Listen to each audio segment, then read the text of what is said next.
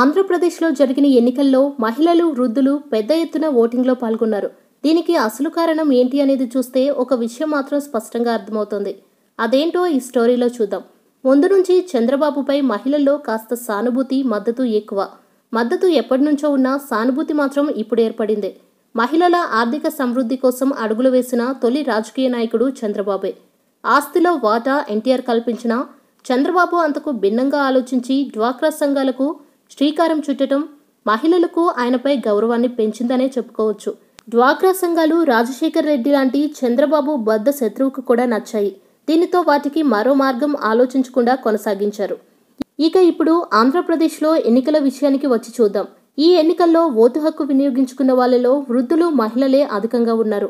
ఎన్నికల సంఘం ఎన్ని ఇబ్బందులు పెట్టినా ఏ ఒక్కరూ వెనక్కి వెళ్లకుండా ఓటు వేసి వచ్చారు. వారిని చంద్రబాబు చాలా బాగా చూసుకున్నారు అనే విషయం స్పష్టంగా చెప్పవచ్చు. పసుపు, కుంకుమ, పెన్షన్లు పెంచడం ద్వారా దాదాపు 1.5 కోటి మందికి పైగా లాభపడిన సంగతి అందరికీ తెలిసిందే. ఇప్పుడు వారందరూ కూడా ఓటు వేయడానికి బారులు తీరారు.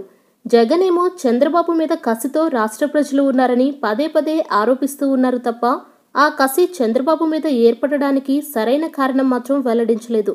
సరే, జగన్ చెప్పిందే నిజమని భావించి మాట్లాడుకుందాం. వాస్తవానికి చంద్రబాబు మహిళలకు, వృద్ధులకు అన్యాయం చేయలేదు. న్యాయం చేయలేదు అనుకున్నా అన్యాయం మాత్రం వారికి జరగలేదు. పసుపు, కుంకుమ కింద వారికి నిధులు ఇచ్చారు. ఆర్థిక కష్టాలున్నా సరే ఎందుకు ఇచ్చారు? తమకు ఎంతో కొంత న్యాయం చేసిన చంద్రబాబుని ఓడించాలి, జగన్ని గెలిపించాలి అనే కసి వాళ్ళలో ఎందుకుంటుంది? అర్ధరాత్రి వరకు వేచి ఉండి మరి మహిళలు ఎందుకు ఓటు వేశారు?